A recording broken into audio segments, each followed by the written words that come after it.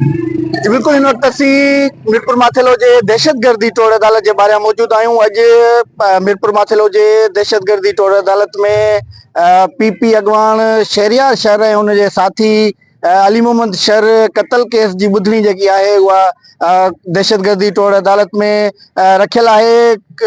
Sub inspector शकूर लाखो के थोड़ी देर में पुलिस जेको आहे उहा एटीसी अदालत में पेश कंदी। मां अव्हांखे ॿुधाईंदो हलां त अदालत जे ॿाहिरियां सिक्योरिटी जा इंतजाम जेके आहिनि उहे इंतहाई सख़्त कया विया आहिनि। मुख़्तलिफ़ थाणनि जूं जेके पुलिस मोबाइलूं आहिनि उहे मीरपुर माथेलो कोर्ट जे ॿाहिरां बीठल आहिनि। तोड़े चाहे पुलिस एहलकार जेके आहिनि वॾी तादाद में हिते कोर्ट जे ॿाहिरां मौजूद आहिनि, जेके सिक्योरिटी जा इंतजाम संभाले रखिया आहिनि।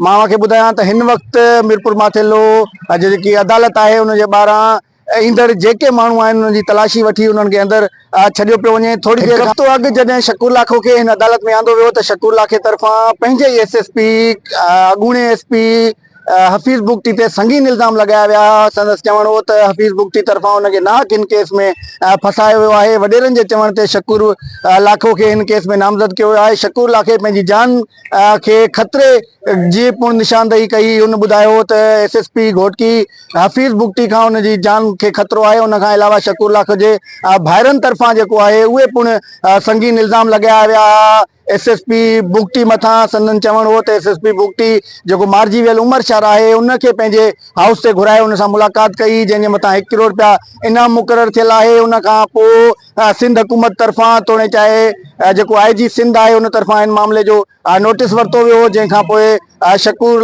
लाखो खे हितां मीरपुर माथेलो खां सखर मुंतकिल कियो वियो। आईजी तरफ़ां हिकिड़ो नोटिफिकेशन जारी कियो वियो। हिकिड़ो लेटर जेको आहे उहो डीआईजी सखर खे लिखियो वियो, जंहिंमें इहो ॼाणायो वियो त शकूर लाखे खे ज़िंदगी खे ख़तरो आहे, तंहिंजे करे उनखे फौरी तौर ते घोटकी खां सखर मुंतकिल कियो वञे।